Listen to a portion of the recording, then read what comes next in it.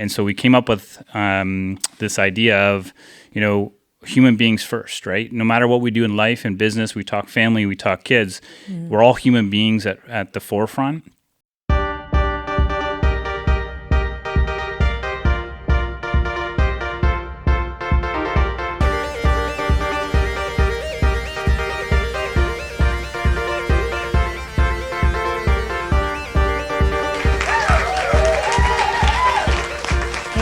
Welcome back to an episode of Make It Count.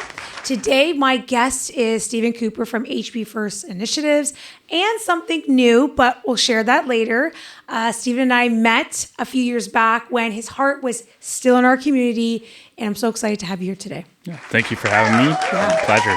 Our conversations always get so naturally perfect and deep-rooted in love and community, and you're one of my favorite people to talk to because it just feels natural. Yeah, that's how conversation should be, right? Yeah. I think a lot of times in life we put masks up, we put faces on, and when you can find your people that you can just be you and just have natural, just things tend to just flow. Yeah, and I love that because you are very vulnerable, even on Facebook, and I have you as a friend, right? Because you're right, a lot of times we are focusing on others' maybe highlights or what we should be, and just being vulnerable with how you are feeling. I know off camera we spoke about kids, right? It's just like there's more people I think in the same boat. We just don't know it, right?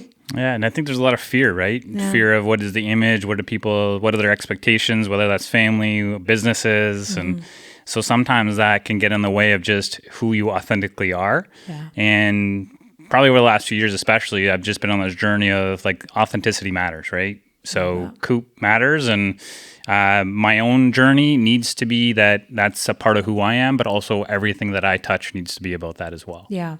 I know I called you Stephen Cooper, but it's AKA Coop. I mean, when I first met you, it was Coop, and then I was like, oh, your real name is Stephen. So yeah, most people are like, wait, Stephen? Who's that? I know. I was like, wait a minute, who is that? But no, okay, so if I say Coop, that's who it is. So tell us about HB First.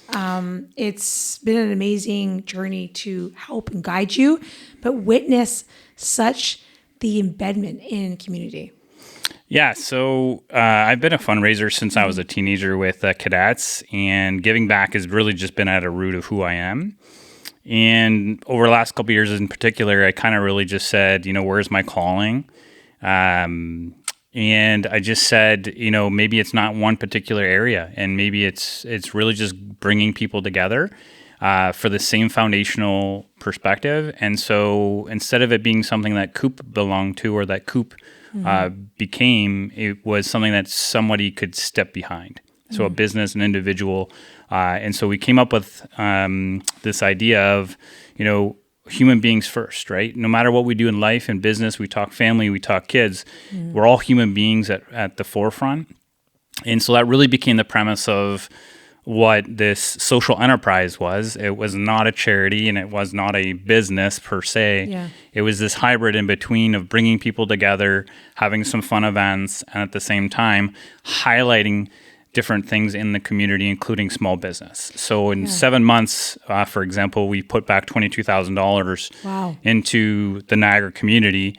Some of that was through bursaries for kids. That was for our art calendar contest. Some of that was for charitable donations from the 5 charities that we picked to start out in the year. And then some of it was our small business partners. So the golf courses and axe throwing, and these are all venues that keep people employed. And so really proud of grassroots, just get people together mentality, and that's what spawned HB First. Now, how did you choose the charities or businesses that got on board? Yeah, so I have been in the charity space for a long time, both in working environments, but also as a donor. And one of the biggest things is, I understand that not everything is about admin costs and and the ratios, and you really just need to know that the people behind the organization have a really good heart and a mission, but also they want to sit and have coffee. My first criteria is, have we sat and had coffee? Speaking of, it's probably not as good as the coffee that's here. But second part is then we look at things like financials. So having a financial background and 20 years in finance helps me kind of really sift through a little bit of the question marks that are there. but then also just, what is the charity? What's the mission? And usually it's 95% for me is kids focused. So is it supporting youth in our community? It's an easy decision. Otherwise, if it's hockey related, like Hotel du Shaver, for example, that's how I really got invested with them. Yeah. That's 10 years now. That's coming up. Oh, wow. Of almost $10,000 a year. So Congrats on that. That's amazing. Yeah, thank you. Welcome to Visibility Boosters. We help businesses get visible online and gain clarity inside their business. From systems and operations to smarter use of AI so they can streamline, scale, and grow efficiently. The reality is that 99% of business owners don't know how to use AI tools in a way that actually saves time and drives growth. That's exactly what we do for our clients. Let's get into it. That's okay. So you're wearing this shirt, Comfort Bears. Yes. Tell us a bit about it. So new news, Yeah. if you haven't followed me on social or anything else. So kind of sad segue, founder Lena Bassford, who started Foods for Kids Ontario and the chapters that Foods for Kids is, also started in 2021 Comfort Bears. So the need for that was to put these soft little cuddly bears in the arms of children that were diagnosed with cancer, maybe a trauma situation, really end of life for some of these kids. And so sad, but that birthed an idea of, again, humans first. Like if we treat each other first as humans, how can we give back? And so with Lena, unfortunately, she got ill and then was diagnosed with leukemia. And so for me, I was already funding them through HB First. I went to their gala, bought a table, and I was already invested in the mission because to me, kids matter. And it's really, really crazy that they're a grassroots, just trying to do good. The board's all invested. It's volunteer driven. So they posted for their first time executive director as a part-time contract. And I was humming and hawing and being like, how am I going to navigate running HB First and basically another charity? Yeah. And but my heart kept calling to, I should put my application in, and really, I believe that my skills can help elevate, but it also aligns to HB First, right? So here I am. I'm the executive director for Comfort Bears now, and I take over a massive legacy, so big shoes to fill. Yeah. But I have such an really, like, without getting choked up, like for some of these stories, some of these families, you're talking about, just hard days. Sometimes where we can say, hey, we've had a long day and we still have to go do laundry. We have to do something. Yeah. But, some of these, siblings are not going to see their sibling again, right? Oh. Some of these parents are not going to see, their kid again. And whether it's a short time or a long time, so if a child, a sibling was to see their sibling pass away, and their positive of that is a comfort bear to help them talk to, search through, go through any of those knowledges and grief journey. It really is something that's, you can't put money to, you can't put an ROI and business sense to. It really is the heart of connecting at a human element beyond anything else. So yeah. And how do that's a community get involved, either HB First or Comfort Bears? Yeah. So, Comfort Bears, we have a plethora of options, whether you're a business or an individual. So we have different ways that you can donate, you can volunteer. Best thing to do is visit comfortbears.ca or reach out to me. So Stephen@comfortbears.ca or info@comfortbears.ca if you just want the general inbox. Yeah. And that's more particular if this is your jam. So if this resonates with you, absolutely. In the Niagara area particularly, I guess that's the other thing too, sorry. With Comfort Bears, it's not just in the Niagara area. So we stretch from here to, Toronto, Oakville, Mississauga, Hamilton, London. So we have different community partners at those areas. Probably about 35 to 40%, give or take, is actually still here in Niagara. We just, on Monday, dropped off 75 bears to Christian French, for example. Okay. So for them, it's a scary environment when they have to do a police investigation. And so it's hard work, right? But the center is designed for it to be a positive experience for children. Yes. And so our bears are a part of their bear wall, that a child can choose the bear that resonates with them. Yeah. And but that's one partner. Yeah. And then we have a plethora of other partners across Ontario. Okay. For HB First, I mean, hey, you want to talk about grassroots and we just figure stuff out together. They can go to hbfirstinitiatives.com and there's a plethora of opportunities. This year will be the Clover Cup again, which is a summer-long golf tournament. It's not a one location. And then we'll be doing the calendar fundraiser again, which is a whole... Which was so amazing. Yeah. And we have it in our kitchen, and our daughter, who's 7, is asked, like, how do I get involved? Like, there's kids my age in here. And I think that's unique, that specific outlet that you did there for kids. It made them feel that they were important. Yeah. You know, I think a lot of times, you know, we overprogram the kids. We were like, our lives are just so busy. Maybe kids weren't as fortunate to come through such an advantaged home. And just to see, and I had a glimpse of it when they came here, just to see the teens, like, oh my gosh, like, I'm in a book. It's just like, you can't, like you said, you can't put a price tag on that. It makes them feel worthy. Yeah. And I think that changes everything. You know, how many times have you said, or I've heard people say, even myself, there was one teacher that believed in me. And maybe I was a talkative kid. It served my purpose now, but you know, like maybe there was one teacher that said, you know what, I think you can go places. I believe in you.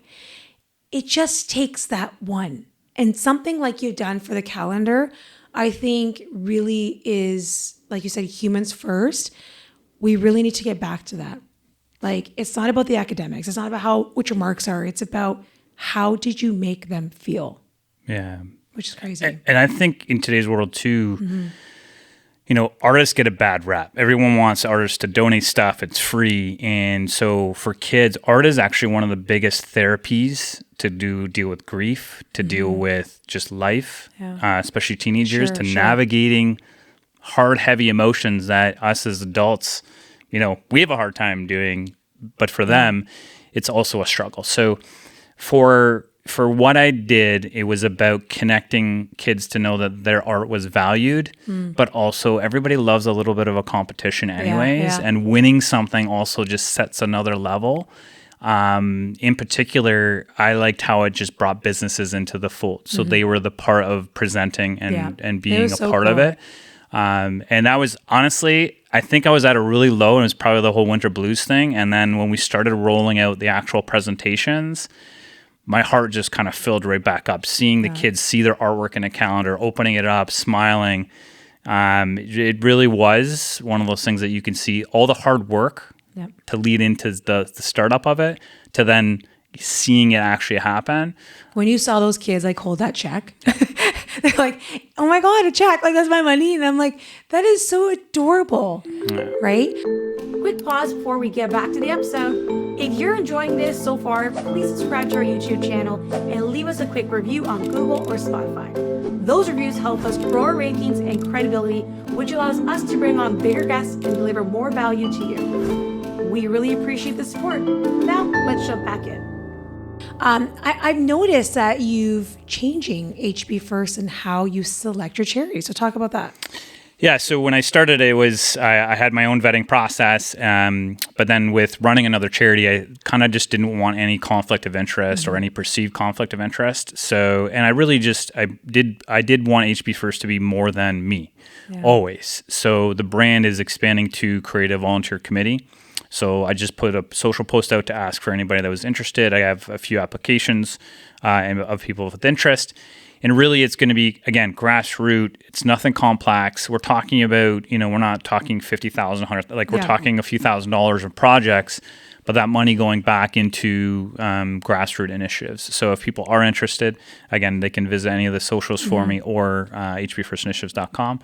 And then we can see if it's a fit for you. Yeah. I'm looking at like 3 meetings a year. Like it's not a board meeting. It's not a board of directors. Yeah. Because this is a social enterprise. It's not a charity, and it's not a big board direction. It's just to put a layer of engagement with other community people to then say what does truly matter.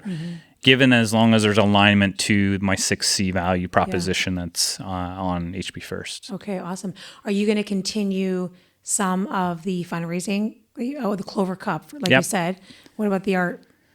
Yeah, those two are stapled for this season. Yeah. So I'll be looking if your business wants to be involved, happy to talk about what that looks like. Okay. Most of my Clover Cup are returning, but again, that's 3 golf tournaments that traditionally you do one and you Yeah. get a couple eyes on it and great. But this is 3. And you did tons of promotion. Yeah, You When were I- so good at that. Like, Yeah. you are the That might be social annoying. media king. I might be a little annoying with it, but No, I think that's the thing. Like, how many times have you thought, oh, I donated to this and, they said I'd get this. And, you don't overpromise and don't underdeliver. I think like you underpromise and overdeliver, which is what you want. Yeah. So I think you should be titled the social king. yeah. Well, thanks. I love it because Yeah. when you partner with me, so that's whether it's HP First or Comfort Bears, Yeah. you get me 100%. And that's when I believed in myself along this whole journey. I said, whatever I'm doing, I need to feel good for my values in what I'm doing. So when it comes to that, it's not going to be like we did one social post, hey, I'm good, and moved on to the next. It's I believe in your business just as much as you believe in me. That's collaboration. That's partnership. So this isn't this is not an ATM transaction. It's not a thanks for the money, see you later, which unfortunately today's world sometimes treats. Yeah. It is a partnership. We, small business and small nonprofits, charities, they all need to be working together because that's who's driving the service. That's driving the community and building the community together. Quick heads up. If you prefer to consume this content in audio form, you can listen to us on all your favorite podcast platforms like Spotify and Apple Podcasts. And if you're listening right now and want to watch these episodes, including our visuals and skits, make sure you follow us on YouTube and Visibility Boosters. All right, back to the episode. Wow. Let's switch it up and play a little game. Okay. Get to know you a little bit more. Let's know Coop a little bit more. Actually, it would be fun to be like, oh, this is a dating game. Yeah. Okay, so I played this before, and you might have remembered Hella Awkward, where I ask you questions about, life, personal things, and it's kind of nice. Like, I love learning. Obviously, I'm in the seat, but learning about other people, what makes them tick, just like. That's how I feel like you can extend a deeper conversation, right? I'm not a fan of surface level conversation. No. When you meet me, you might know my life story initially, but I love the deep conversation. Okay. So you have to delete every app on your phone, but 3. What are you keeping? Oh, man. Well, Facebook is probably going to be on the one there just because that's how even just He's social personal king. relationship. And a lot of people message me on there, even from grassroots stuff, donations, everything else. Email, because I think pretty much you live by it. And then I think last but not least would be Instagram, just because I feel like Instagram's a nice space for me that like if I want to go on a rabbit hole. Yeah. And just look at videos do I about ever know cars that? or whatever. It's good. And if I want to just do business on Instagram, it's there as well. Everything else, I think, has its place, like app for light turnoffs and automatic stuff. But all of it, I'm still old school. If you said to me we can go back and like I could just drive my little MGB everywhere and there's no technology, there's no GPS, it's just drive a road. Oh my God. Funny story. And I cannot believe that I thought this way. Okay. So last weekend, I'm driving my daughter to her soccer in Welland, and I get in the car, we're rushing and driving down the road. And I was like, going to put my phone in the charger. I was like, oh, I forgot my phone. And that moment I'm like, okay, it's probably not normal to think like this. I was like, well, what if I need CAA? What am I going to do? I'm going on the 406. Whole time my daughter's like, Mom, should we turn around? I'm like, no, you're late. So I get there and the game is postponed. Okay, so I'm like, how am I going to contact my husband? So I go up to the coach. I'm like, can I use your phone? So I call my husband. He doesn't answer. Typical. And I was like, well, I'm going to be late and it's probably going to be 2 more hours than I normally said. So I don't have my phone, but this is where I am. The whole 2 hours of not having a phone, I was free. I was like, I can't even check in. I can't check an email. I was just talking to people, walking the dome, super present. And everyone's like, don't you feel lost? I'm like, initially I was kind of worried, but man, does it feel good. Anyways, I came home, moral of the story. He was like, where were you? I was like, what did we do back then? Driving my Honda Civic, grabbing a CD off the visor. I'm like, I was free. And it actually made me think like, maybe we don't need to be plugged in all the time, right? No. If you really need something, okay, God forbid, but there are ways to get it. Yeah. Right? It's hard because everything now, you get notices, email notices, right? App notices, even your doorbell ring, like everything is instantaneous gratification. Yes. But this past summer, it taught me a lot about it's okay sometimes to just check out. Be a little old school. Yeah. My dad still has a flip, and now I know why. He still has a flip phone. Okay. If you had to spend $100K in 24 hours, how would you spend it? No investing. I have to spend it. And obviously some of it would be charitable, but easy for me is the car community for my mental health. The last little bit has been massive. I've met some really amazing human beings. They all do different things for work. They all do different things for charity space. So I bought my MGB last summer after dreaming about it since I was 16. And, that was a whole journey because my dad unfortunately got diagnosed with dementia. Yeah. And so I got him in the car that he originally, when I was 16, said, don't buy that. Uh-huh. So I think for me, it would be continuing to build in that car community because the car, it's not about the car. Yeah. And I think that's a reflection of whatever hobby for you and your mental health. It is about your mental health. Yeah. It's about life is meant to be in moments and to invest in them. So normally coming from a financial background, I would be like, hey, I'm going to invest or I'm going to save this or do that. Yeah. But I'm also really encouraging just from whatever your mental health hobby is, as long as it doesn't harm or hurt somebody else. Yeah. Do it because that's what we're meant to be. Yeah. Live, grow, connect. Okay. All right. Best TV show of all time? Judge Judy. No. What? Judge Judy? So guilty pleasure. My wife and I, we watch it every 6 o'clock, even the reruns. Stop it. Yeah. So, because it's honestly, it's hilarious watching her rip. She's still going strong or no? They're all, well, she had the new show. Yeah. But we're talking the old classics. School, like Gavel. Oh, yeah. And be like, you're an idiot. Yeah, like, why would you do that? Sometimes I used to think it was fake. Because I'm like, you can't possibly think you're going to court. Like, some of these stories were outrageous. Oh, yeah. She'd be like, what did you think you're coming to? The beach? Oh, my gosh. I love it. Anything. Oh, man, that's funny. Okay. You're throwing an epic party and can book any artist. Who are you choosing? Oh, man. That is tough. That is super tough. I'm available for bookings. Yeah, perfect. I honestly don't really know. My kids would have a whole nother realm of thought process. Yeah. My wife would have a whole nother realm of processing. Over the last couple of years, country's been my big thing. My wife really loves Jordan Davis. So I think after thinking, Jordan Davis. Thanks for tuning in to this episode of Make It Count. If you got value from today's conversation, make sure you subscribe to our YouTube channel and follow us on all social media platforms at Visibility Boosters. We've got more great episodes and guests coming your way. We'll see you in the next one. Okay. All right. So last question. What's something you let go of that at one point you thought defined you?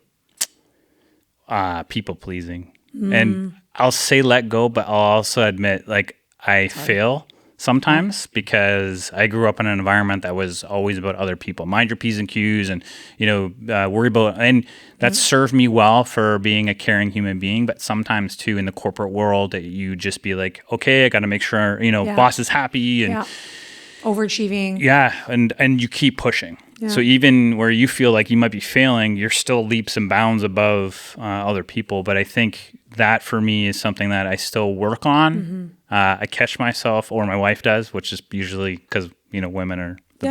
It takes somebody really good to be there to be like, hey, Yeah. But yeah, people pleasing for sure. I'm a recovering people pleaser. Yep. And, I started reading the book, The Mountain Is You.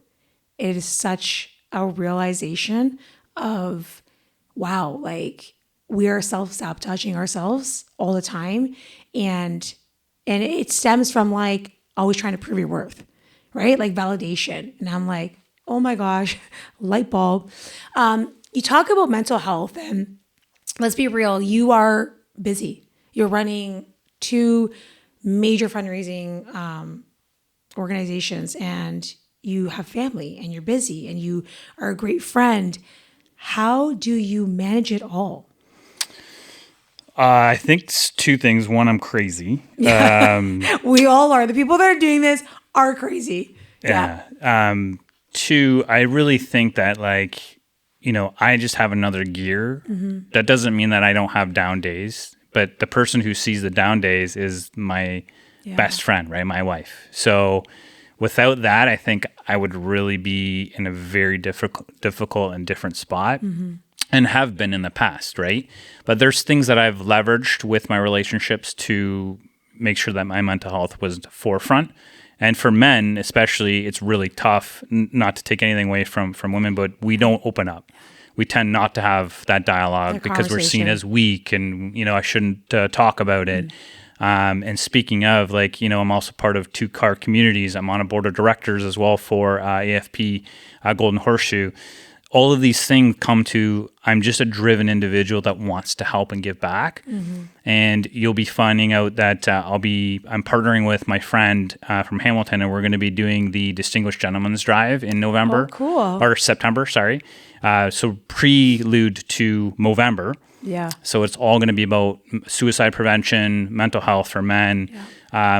Unfortunately, my friend's son was 23 years old this past weekend, and mental health and addictions, and unfortunately he's passed away. And so it's just, for me, how do I do it? Some days I don't know. I know that I have good people, and when you have good people, you can reach out to. You can just say, and it could be code. It could just be like, "Hey, what's up?" Yeah. And then your people just know that you're like, "Do you need a coffee?" Yeah. I'm gonna bring you a tea, or And I think having a best friend as your partner is super important. Somebody who just gets your cues. They know when you didn't eat. Like my wife, she's like, I can tell you didn't have breakfast today. Yeah. Like, you're going to get a migraine. You're going to, So I think for me, I'm a little bit crazy, but I think also you need to have good people that are in your corner no matter what, not judging, not trying to solve your problems, not trying to tell you stuff, not trying to be like, well, did you try this? Did you do this? Yeah. Just to be there. And if you can be a friend by just being there for other people, sometimes that is everything in itself. True. And I think that I know you said you're crazy, we can laugh at it, but I think you're just wired differently. I think there are people that are put on this earth with bigger hearts. I really do believe that. We all are not the same, but there takes people like you that are special, that are part of our community, that are making it better. So keep doing what you're doing. Yeah. We believe in you. Love listening to all the things you're getting into. Is there anything else you want to tell our viewers about what's next for you? Yeah, stay tuned, because really, Comfort Bears is going through a transition period, right, with the leadership changeover. But everything is important for community to be built together, right? And I think for me, no matter what, you'll see me everywhere supporting different charities and functions and events. And I got introduced at another event as like the community guy, which is kind of really a fitting, title for me. But it was never about me. It was always about each other, family, community, building it together. And for me, and the only thing I want people to know is my lines are open. If you are a business and want to talk about something that matters to you and does it fit, happy to chat. I truly believe in being there for each other in the community, both as business partners, but also as just human beings. Yeah. Well, thank you so much for joining me today. Yeah. It's nice to have that conversation. The caveat, if you are going to meet with Coop, you have to have really good coffee. Right? Yes. He's not coming. I'm just joking. We're going to link all of his links below, HB First, as well as Comfort Bearers. So please reach out. If you're taking anything from Coop's book, is to get involved, humans first, and have a big heart because our community needs one. Thank you so much for joining me, and we'll see you next time.